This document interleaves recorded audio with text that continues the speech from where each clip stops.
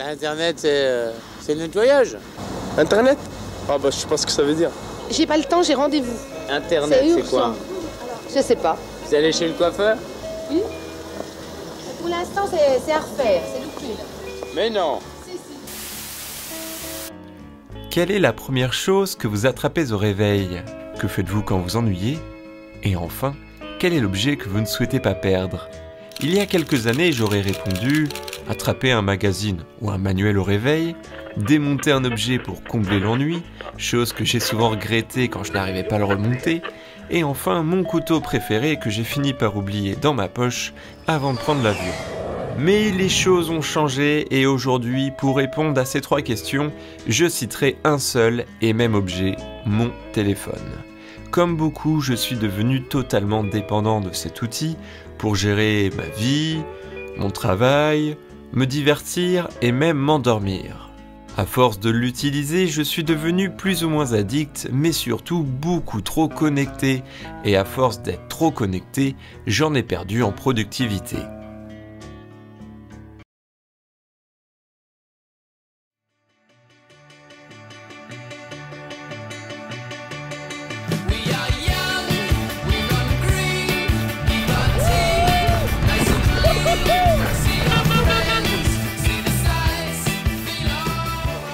Dans la vie des youtubeurs, quand on arrive à saturation, il faut faire une pause pour retrouver en créativité et en imagination.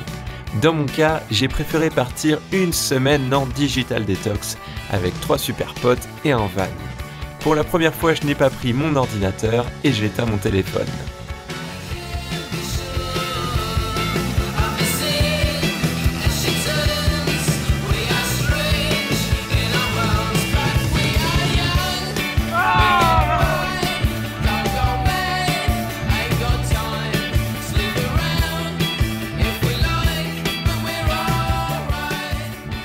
Le plus important pour réussir une digital detox, c'est d'être bien entouré et s'occuper l'esprit.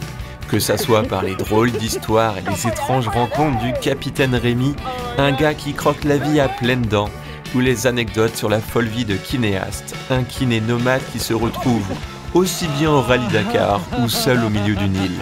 Et enfin, l'aventurier de la bande, Tortuga, qui réalise des films sur ses randonnées à pied, en ski et même avec un âne. Alors je vous invite à découvrir ces 3 créateurs. Concernant notre monture, c'est un luxueux California T6 que j'ai conduit avec beaucoup de plaisir et nous l'avons loué chez Black Sheep.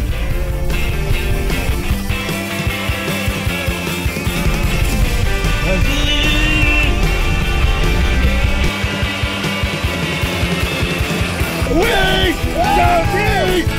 J'ai réussi!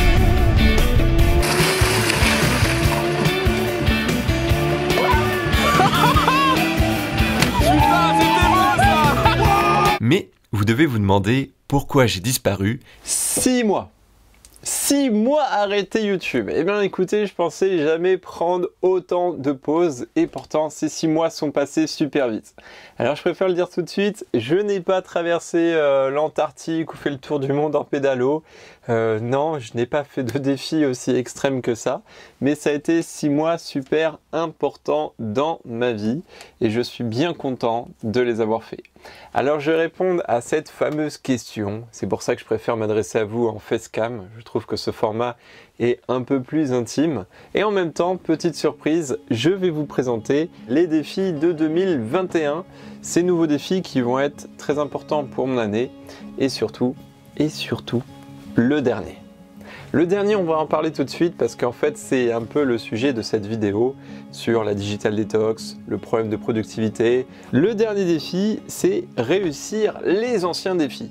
Et oui, parce que pour ceux qui ont lu mon livre, vous savez que en 2017, j'ai commencé tous les ans à écrire une liste de défis que j'ai réalisés, en 2018 aussi, et en 2020 et 2019, je ne sais pas ce qui s'est passé, mais dès mon retour en France, j'ai dû perdre en organisation et en rigueur parce que je n'ai pas réussi à faire mes défis. En plus, qui sont super importants pour moi parce que ce sont des objectifs que je me donne pour toujours apprendre ou évoluer. Et si je n'arrive pas à les réaliser, c'est qu'il y a un problème. Alors, j'ai essayé de chercher et de comprendre pourquoi je n'arrivais plus à réaliser mes défis. Et j'ai compris, en fait, et surtout avec une fonctionnalité sur le téléphone, et je vous invite à la découvrir, ça s'appelle le temps à l'écran. La première cause, c'est que je passe beaucoup de temps sur le téléphone parce que c'est aussi lié à mon travail. Et la deuxième, on a de plus en plus d'applications. Comme l'avait dit Steve Jobs, un jour sur l'App Store, on aura une application pour tout. An iPod, a phone, and an internet communicator. An iPod, a phone. Et il y a aussi deux autres choses qui me prennent beaucoup de temps, qui font en fait mes semaines. La première, c'est la vidéo, et la deuxième, les réseaux sociaux. Mais attention, ces deux choses-là sont importantes pour mon activité. C'est mon métier, donc je ne peux pas stopper dès demain mon métier. Et j'ai décidé de faire une retraite digitale, c'est-à-dire de mettre en pause afin de me recentrer un peu sur ma vie, prendre du temps pour moi, c'est ça qui m'a fait du bien, et surtout savoir ce que je voulais faire vraiment. Et en ce qui concerne la vidéo, des vidéos comme celle-ci où je parle, je suis pas fan du tout. Ça va être même sans doute la dernière vidéo, parce que ça marche bien pour YouTube, mais j'en tire aucune fierté au montage ou à la publication. Moi, ce que j'aime faire, c'est des vidéos où vous la regardez et vous avez une expérience. À la fin, vous apprenez des choses, vous voyez un type génial fabriquer des objets, tout ça, où il partage sa passion, comme les dernières vidéos. La vidéo avec les Reapers, la vidéo avec l'usine de camions en Normandie, ce sont des tournages. J'ai pas de mots. J'ai adoré les tourner, je me suis éclaté à les tourner. Et donc c'est ce type de vidéo que je souhaite vraiment mettre en avant sur ma chaîne, les créer, et ça prend plus de temps. Donc à l'avenir, on aura peut-être moins de vidéos sur la chaîne, mais des formats un peu plus qualitatifs. Et ensuite, j'ai donc analysé le temps à l'écran, et j'ai vu que je passais aussi beaucoup de temps sur des applications qui servaient à rien. Mais ça, je pense que c'est parce que je suis d'une génération où on a grandi, on a évolué. Moi, pendant toute l'adolescence, j'ai vu vraiment les téléphones évoluer. Salut, c'est Justin iPhone.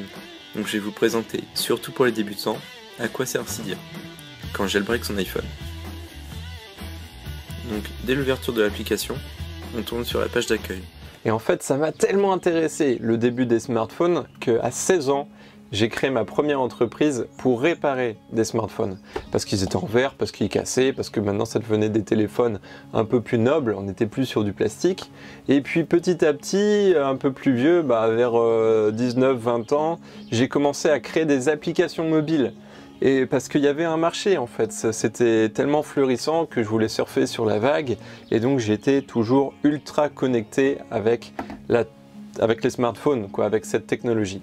Et puis un jour, j'ai voulu me déconnecter un petit peu. Et ce qui m'a permis de me déconnecter, c'est en 2013-2014 quand j'ai commencé à voyager. Et dès ce moment-là, à l'étranger, je ne sais pas ce qui se passait, mais j'avais plus le temps, plus l'envie d'utiliser mon téléphone. D'une, parce que je captais pas ou j'avais pas la carte SIM locale, et de deux, parce que ça me faisait un bien fou d'être déconnecté. Ensuite, pour vraiment faire une digital detox, vaut mieux commencer progressivement avec des amis et éventuellement, si vous avez le budget, le temps, voyager, parce que ça permet de voir autre chose et se changer très facilement l'esprit. Le plus gros défi, ça a été de ne pas prendre mon ordinateur. Parce que donc là, je parle principalement du téléphone, mais l'ordinateur, je l'ai toujours avec moi. Et ça peut vous paraître dingue, mais quand j'étais au Goguelec à 5200 mètres d'altitude, plus haut que le Mont Blanc, j'avais mon ordinateur dans le dos. Pour le film J'irai pagayer à Madagascar, sur le radeau, on avait le cul dans l'eau, j'avais l'ordinateur dans un sac étanche. Et ça c'est fou, parce que j'ai l'habitude, dès que j'ai une minute à perdre, de travailler. On a aussi eu la chance d'avoir un super véhicule que j'ai pu scruter tous les détails. C'était le van du Seigneur, le Volkswagen California T6. J'aurais rêvé de voyager dans ce véhicule. J'avais un peu peur parce qu'au début, je me suis dit à 4 on va être serré. C'était un peu le cas, mais vu qu'on se connaît bien, il n'y avait aucun problème de place et tout ça. On arrivait facilement à s'arranger. Mais j'ai regardé tous les petits détails parce que c'est vraiment quand même un van qui est tellement bien aménagé par des ingénieurs et tout ça, tu sens que le moindre détail, tout est optimisé pour la table, les chaises et tout, mais c'est pas mon délire parce que ça reste trop petit et je pense aussi pas fonctionnel pour des grands voyages où tu fais, on va dire, quand même beaucoup de casse. mais c'était une super expérience. Et ce van, on a pu le louer avec Black Sheep. Alors je vais parler un tout petit peu d'eux parce que je trouve qu'ils ont fait un service extraordinaire. Je n'ai pas l'habitude aussi, c'est peut-être pour ça, de louer des véhicules aménagés. J'avais loué une seule fois un camping-car sur un site de location de particulier à particulier. Ça a été en fait une expérience, mais on en reparlera peut-être un jour, mais horrible. Et j'étais pas le seul à avoir une expérience comme ça. J'en ai rediscuté avec d'autres gens, mais ça s'est très mal passé. Ça a été beaucoup de stress. Alors que là, on est allé en région parisienne, on a récupéré le van, dedans tout était prêt pour 4 personnes, il y avait tous les équipements, le truc était propre, il était même neuf et tout. On est monté dedans et hop, on n'avait qu'une seule chose à s'occuper, profiter, faire notre voyage, notre route, et puis basta. Ça sent pas bon. Hein. Là on est dans les Bardenas là. J'étais prêt à nettoyer toute tout le sol là. Attends, là c'est les Bardenas. Oh la vache. Ouais, là on est dans le désert. Oh mais qu'est-ce qu'ils ont mis dans les champs?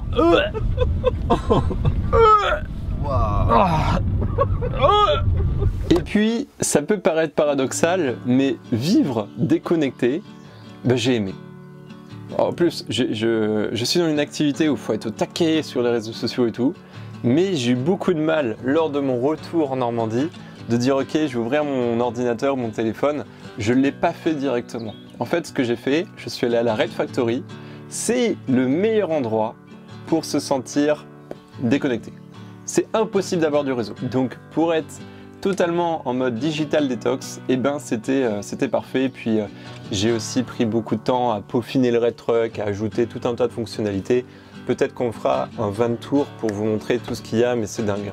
007 ou Inspecteur Gadget serait tellement jaloux de ce Red Truck. Et donc, parlons un peu des défis 2021, la petite surprise à vous présenter. Le premier défi, et en fait je vais pouvoir même le cocher, c'est tester la Red Factory. Ça y est, la Red Factory est terminée, c'était une version bêta dans un premier temps, afin de découvrir ce que c'est un atelier participatif, voir si c'est possible de créer des plus grosses Red Factory un peu partout en France et de développer ce concept. J'ai pu me rendre compte que c'était pas si simple que je l'avais imaginé, mais c'était quand même une super bonne expérience. Hormis, on a eu un gars vraiment bizarre une fois. Je me casse, ras-le-bol, fais du bruit, ras-le-bol. On m'avait vendu à Airbnb peinard. La princesse, la grande princesse. Je suis voyage, j'ai plus de 100 000 abonnés, donc maintenant, j'aimerais que vous me voyiez et j'aimerais que vous me respectiez. Je demande du respect. Merde! C'est vraiment un connard. Bon, vous le connaissez, c'est notre bon vieux Fifi.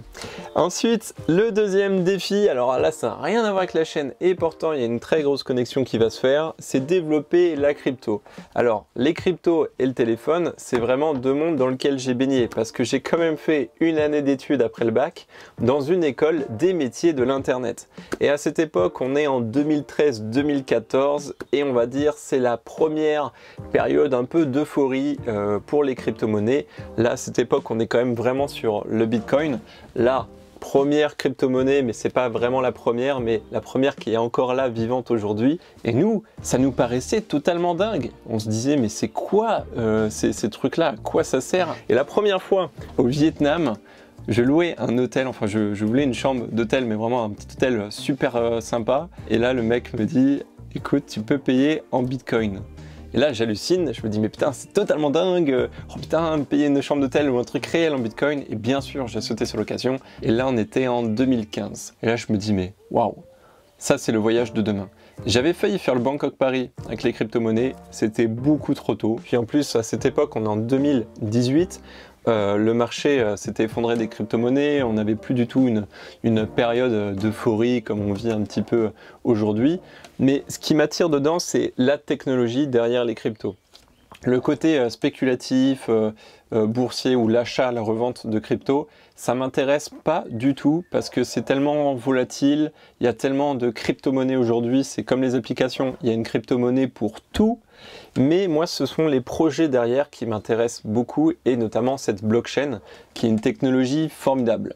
Pour vous parler un petit peu de ça, on va faire une très courte parenthèse, mais je vais vous raconter une histoire que j'ai vécue et que vous connaissez peut-être en Inde et vous allez très vite comprendre l'utilité des cryptos dans le voyage ou pour d'autres utilisations.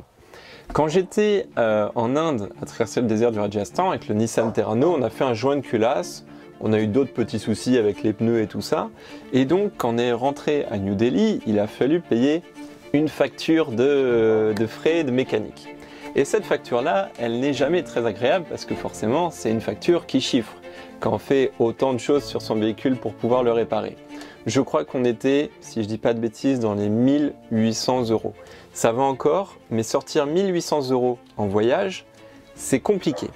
Pourquoi c'est compliqué? Parce que même si aujourd'hui on a des cartes bancaires depuis un certain temps et que ça paraît la solution, j'ai jamais trouvé ça idéal d'ailleurs la carte bancaire, mais moi je peux retirer que 700 € toutes les semaines à l'étranger. J'ai un palier plus important en France, mais à l'étranger je ne sais pas pourquoi, le palier est un peu plus restreint. Et donc je me suis dit, si je tire 700 € cette semaine et l'autre semaine, etc., payer la facture du gars, mais je vais mettre trop longtemps, quoi. Puis il faut que je le règle maintenant. J'ai appelé ma banque, avec le décalage horaire, c'est toujours compliqué, ça faut le rappeler. Et puis en appelant la banque, ma banquière m'a fait une sorte de devis presque pour faire transvaser l'argent en France avec la conversion de l'euro à la roupie indienne et en Inde. Ça allait prendre 5 jours. Au lieu de payer 1800 €, j'allais payer 2200 € avec les frais de conversion et tout ça. C'était un bordel monstre. Et avec le stress et tout ça, je ne sais plus quoi faire. Même s'il y a d'autres alternatives, Western Union, Transferways et tout, ce sont des choses que j'utilisais pas et que je connais pas vraiment. Mais en tout cas, imaginez-vous cette situation. C'est une situation qui arrive beaucoup quand on voyage avec un véhicule à l'étranger, dès qu'on fait la casse moteur, parce que ça coûte cher. Et bien là, je peux vous dire, le garage, il aurait accepté les crypto-monnaies, j'aurais eu un poids en moins. Pourquoi? Parce que la blockchain, c'est une technologie qui permet d'échanger des choses, mais de l'un à l'autre, de vous à moi. Point barre. Il n'y a plus d'intermédiaire. Aujourd'hui, dans notre système financier, on est tellement habitué à avoir un intermédiaire, soit en l'appelant, soit en utilisant une application, mais finalement, pour un gros virement, il y a toujours quelqu'un qui va vérifier derrière. Et donc, à l'avenir, si c'est une thématique qui vous intéresse, il est fort probable que je fasse la traversée de l'Afrique uniquement en crypto-monnaie. Donc c'était une longue parenthèse, j'espère ne pas vous avoir perdu, mais on attaque directement le troisième défi qui est sans doute le plus agréable, vivre dans le Red Truck. J'attends ça depuis tellement longtemps, parce qu'il y a toujours des trucs à peaufiner, mais ça y est, on approche, là d'ici fin juin, on va vivre à temps plein dans le Red Truck. Ensuite, quatrième défi, alors lui il est un peu fou, là on avait un défi un peu geek, là on avait un défi un peu mécano, un défi un peu van life. Il nous faut un défi un peu aventure et ça va être voyager en paramoteur.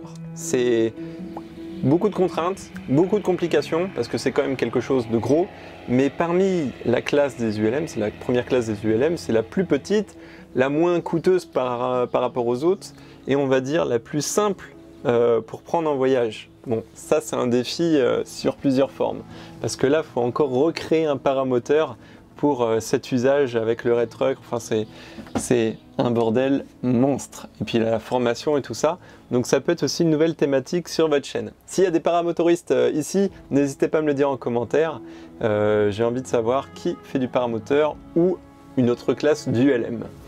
Et enfin, le cinquième défi, réussir les défis. Voilà. J'espère que cette vidéo vous a plu.